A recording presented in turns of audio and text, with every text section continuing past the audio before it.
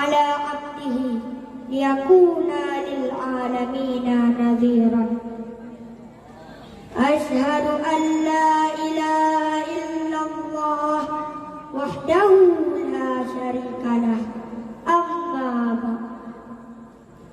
Pertama-tama dan yang paling utama dari segala apa yang kita anggap utama di dunia yang bersifat fana, mari terlebih dahulu kita bersama-sama memanjatkan puji dan puja kehadirat Allah Subhanahu wa Ta'ala yang Maha Kuasa, yang telah menciptakan rasa cinta di antara kita, termasuk rasa cinta terhadap semua makhluknya.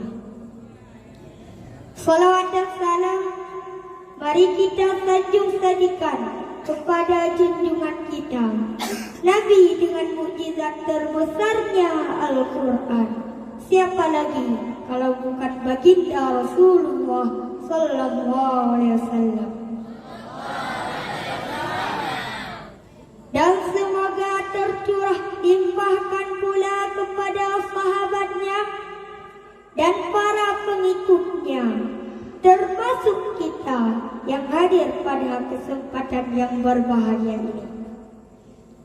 Penghormatan saya kepada Al-Bati selaku pimpinan Dayah Darul Aman Al-Aziziyah dan kepada Dewan Juri yang terhormat dan kepada hadirin wal hadirat yang dimuliakan Allah dan yang sangat teristimewa, seluruh santriwan dan santriwati yang masih bernaung di Dayah Darul Aman Al-Aziziyah ini.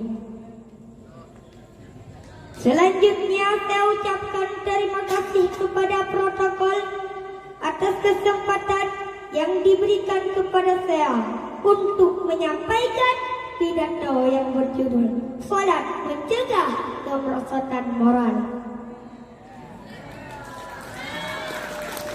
Dewan juri yang terhormat serta hadirin yang dimuliakan Allah.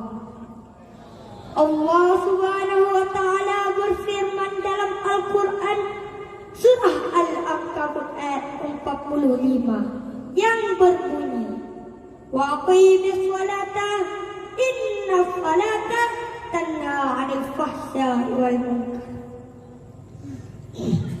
Artinya, kerjakanlah salat, sesungguhnya salat itu mencegah dari perbuatan keji dan mungkar. Dari penggalan ayat di atas ini dapat kita pahami bahwa salat tidak cuma sebagai ibadah yang hanya dikerjakan atau rutinitas saja, tetapi lebih dalam lagi, salat dapat mencegah segala perbuatan keji dan mungkar. Salah satunya adalah kemerosotan moral umat manusia masa kini.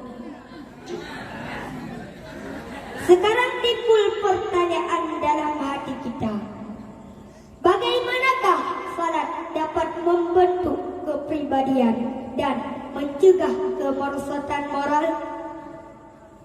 Nah, ketika seseorang mengerjakan salat, berarti dia telah mendapatkan hidayah iman dari Allah Subhanahu wa Ta'ala.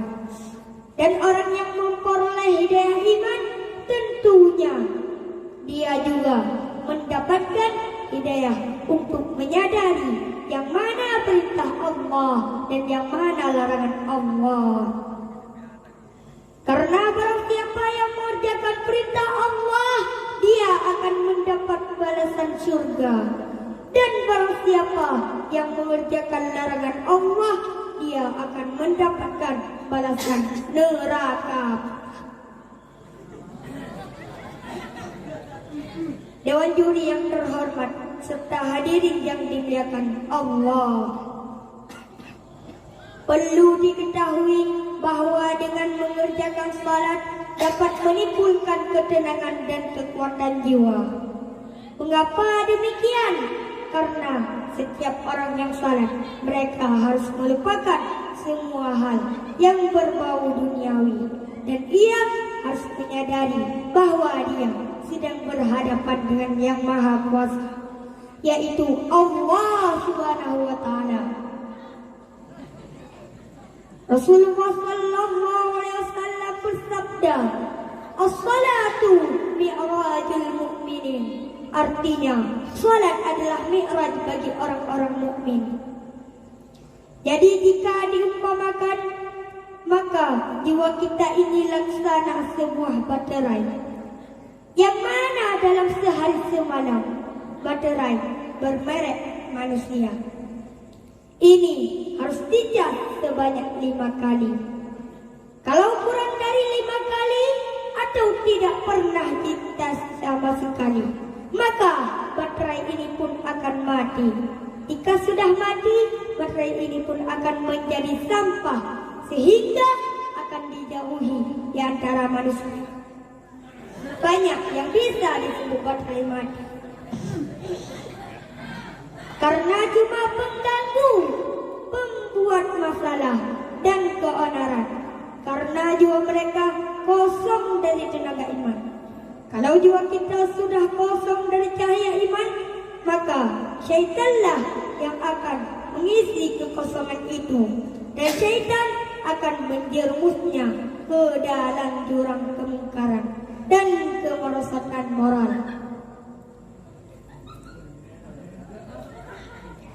Dengan demikian, di dalam mendidik kewajiban salat, peran orang tua sangat diperlukan.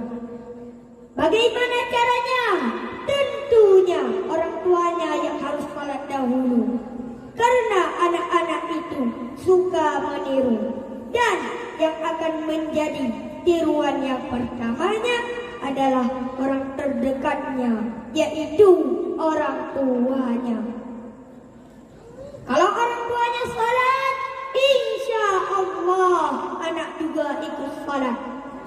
Kalau orang tuanya suka menonton acara televisi sarwaktu salat, maka anaknya juga akan menonton televisi sarwaktu salat. Kalau orang tuanya pergi ke masjid, tentunya anak ikut ke masjid. Kalau orang tuanya pergi ke bioskop, tentunya anak tak mau ketinggalan ikut ke bioskop. Kalau orang tuanya suka main HP sarwaktu salat, maka sudah tentulah anaknya juga akan main HP sarwaktu salat. Rasulullah sallallahu alaihi wasallam bersabda, yang artinya setiap anak yang dilahirkan dalam keadaan suci, maka kedua orang tuanya lah yang akan membentuk anak itu. Apakah ia akan menjadi orang Yahudi, orang Nasrani, atau orang Majusi? Na'udzubillah, summa na'udzubillah. Bagi kita para santri, ketika kita masih berada di daerah, kita selalu mengerjakan ibadah salat berjamaah secara full. Bahkan sunat qabliyah dan ba'diyah pun tak terlewatkan. Tetapi selangkah saja kita melewati pagar daerah, pikiran kita sudah berubah. Yang hanya ada di kepala kita HP dan HP, sehingga sangat mempengaruhi salat kita. Ketika kita berada di rumah, sarung dan peci kita simpan dalam lemari, dan ibadah salat kita sudah bolong, bahkan menjadi plong. Ketika tiba waktu salat, kita masih berpikir 2 kali. Apakah lanjut main game, balas WA, atau salat dulu? Jikalau salat kita sudah bolong, apakah tidak mempengaruhi kepada kemerosotan moral? Rasulullah sallallahu alaihi wasallam bersabda, "As-salatu imaduddin, faman aqamaha faqad aqamaddin, wa man tarakaha faqad hadamaddin." Artinya, salat adalah tiang agama. Barang siapa yang mengerjakan salat, berarti dia telah menegakkan agama.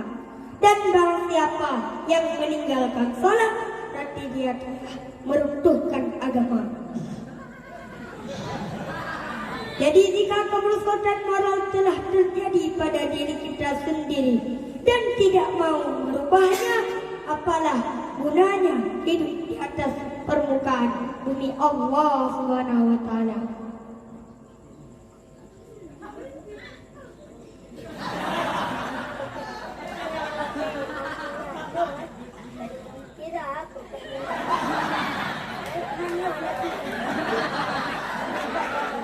Kesimpulan dari pidato saya, semoga Allah senantiasa menjaga kita agar selalu mendirikan dan menegakkan salat, baik bagi diri kita, keluarga, anak-anak kita, dan masyarakat kita.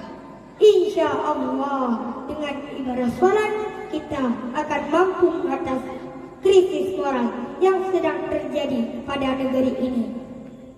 Yang benar dari Allah, yang salah dari pribadi saya. Yang benar tolong dimanfaatkan, yang salah tolong dibuang saja. Dan saya akhiri dengan sebuah pantun. Asam kadis, asam gelugur, kedua asam riang-riang. Nangis banyak di dalam kubur, teringat badan tidak sembahyang. Wabillahi taufik wal hidayah, waridha wal inayah. Wassalamualaikum warahmatullahi taala wabarakatuh.